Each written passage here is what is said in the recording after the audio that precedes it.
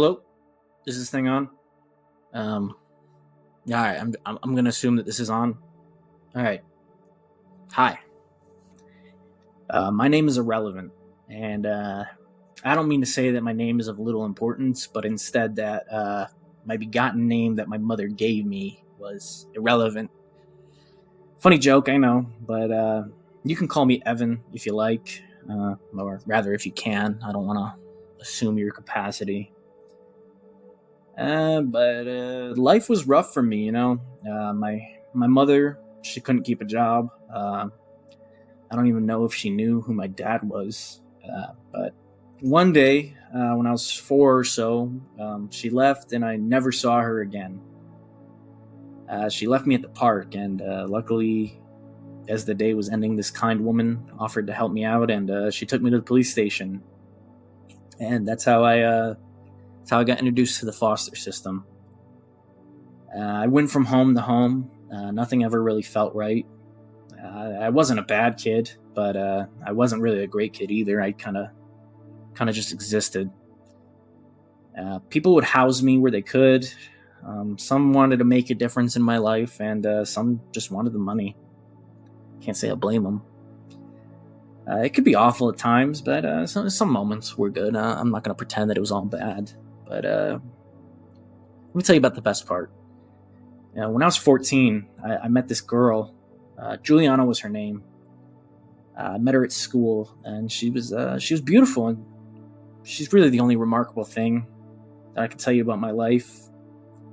Our time together, it was beautiful. So many moments I could mention, and so many memories I could tell you about, but I'll never forget the day she broke my heart. Sadly, that's what stands out the most. I wish I had some crazy drama to tell you, some exciting story, but it was pretty normal stuff. When we graduated, she wanted more out of life, to travel and explore and go to school. She was lucky she could afford all that. I couldn't, so, I let her go and she was free. I wish I could say that it was a graceful breakup. I wish I could say I took it well and I said all the right things, but that'd be a lie.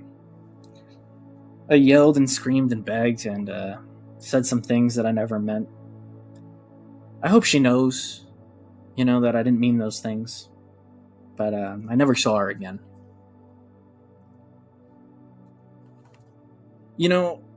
I'm sure that we would have reconciled eventually, but that wasn't really in the cards for me. My life was always rough, but I had a particularly rough few years. Every form of addiction and debauchery, I was guilty of it. I wanted to do good. I wanted to be good, but I didn't really know how. So I just existed in this fugue state of chasing highs, taking whatever work I could get, just to make some money, just for me to turn around and waste it, beer, drugs, women, whatever it might be. And, I do know that I had it rough, but I also know that there were people who had it rougher than me, and they did better than I ever did. And I know that I could have changed, and the truth is, though, I didn't really want to. Deep down, I wanted to be angry. And, I was just so angry. I'd like to believe that I've straightened out myself eventually. Or, at least made an attempt at a normal life. But, I can't know. I'd like to think, though. But anyway, eventually there was this research thing. They offered a ridiculous amount of money to partake. Only thing is, you quite literally had to gamble with your life. There were some research people. They were studying cryogenics, freezing people and reanimating them with no damage done. Just stop here, start there. Simple as that.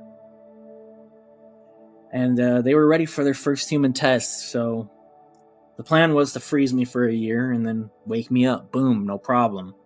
If I wake up, I'm rich. If I die, well, then money isn't really a concern anymore. So I did all their tests, and I filled out all their paperwork. It was a lot of paperwork. But I requested to stay anonymous. I don't really think that there were too many people who would have cared if they saw that I died on the news, but I didn't want to put anyone through that just in case. So, didn't let them put my name out there. I just stayed anonymous test subject number 1. And I remember getting into the pod. I remember all the liquids they had me drink, all the shots they gave me. I'm not going to lie. It hurt quite a lot, but, it's $1 million, right? So just deal with it. Last thing I really remember is hearing that cold computer voice saying, "Initiate cryo." And next thing I knew, I woke up and I was laying on the floor of this really weird room. It looked like it was made of 1 million tiny cubes, like some material I couldn't even begin to fathom. I can't really explain it too well. If I looked at it too hard, it made my mind hurt. I know that sounds funny, but it's the truth. So I got up, started wandering around, and eventually, after wandering through what felt like nothingness, a holographic woman appeared. She wasn't very stable, flickering in and out of existence. I had questions, and she had answers. And the first thing I asked was where I am. She processed this for a minute, and then she told me that we were inside a pocket, so to speak. The last of its kind. I was confused at what that meant, to be honest, so I asked her further questions. And, rather than trying to recount the situation word for word, I'll just tell you what I learned. So, I don't know exactly what happened after they froze me, but clearly something happened where no one thought to wake me up. But no one turned off my pod either, so there's that. When I asked the computer lady about Earth, she stated she had no data from that far back. And when I asked her how far back she meant, she said a number somewhere in the octillions of years. And, it's a hard thing to even wrap your mind around numbers like 1 million, 1 billion, or 1 trillion. If I'd been frozen for 100 years, I could wrap my brain around that. 1,000 years, yeah, that could probably, it'd be weird, but I think I could figure that out, right? 10,000 years, starting to push it, but, 1 million years, I don't even think I could conceive of how long that is. So, to go to a number like several octillion, I didn't even know what that number was before she said it, but, it's a lot of zeros. She showed me on a screen, and I can't even guess. I can't even begin to guess at what that amount of time looks like, but it's how long I was frozen. So, I asked her how I was even up to talk to her, and she expressed that she was so far beyond my comprehension that it wasn't even really worth trying to explain, and that I was so simplistic of a life form to her that all she had to do was analyze my communications, and it was that easy for her to communicate with me. It's beyond me. And I gave up trying to understand it. I had so many questions, though, and she couldn't answer very many. In the grand scheme of everything, life had become something that I can't even really begin to fathom. Life had appeared, adapted, faded, and redefined itself so many times. Empires beyond my comprehension rose and fell, all the while I was tucked away in my pod somewhere. I don't know how, but the pod never failed, even after all that time. The computer lady told me that, in the simplest of terms, I was an artifact, essentially, just something that people kept. Maybe like an old pot or something from the ancient days that I knew. But life had left the definition of what I knew as humanity so far behind them that I was simply a novelty. And eventually, time ran out. The universe reached heat death and then collapsed into singularity. Only this one pocket remained after a while. It was protected by something called a gravity wall. Within, the beings inside toiled away at finding ways to undo what had been done, to rebirth the universe. But they couldn't.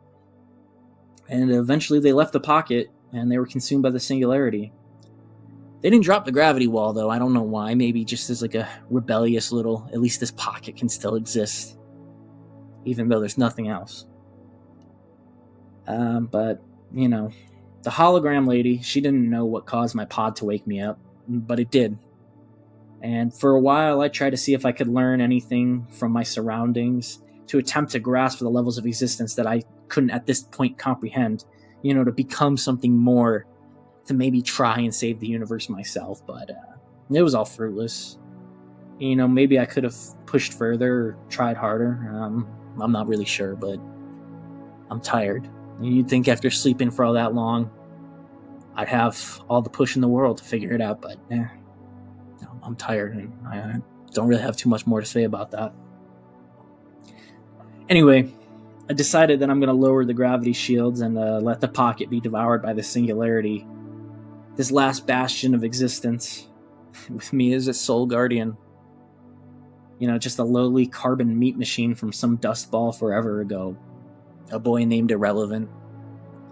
Out of every possible thing, every conceivable idea, fathomable or not, I outlived it. I made it here. Despite every odd, I alone made it to this place. No one else, nothing else, just me. Just me. The hologram asked me to make this log. She started a new project, whatever that means. So this is log 0001. Maybe whatever's on the other side of the singularity will read this, hear this, maybe not. I don't know. But since I'm here now, and I have the attention of all existence, no matter how small it may be, I just want you to know.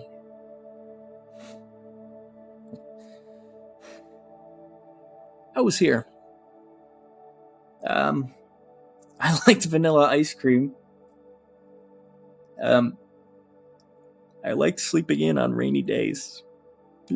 Just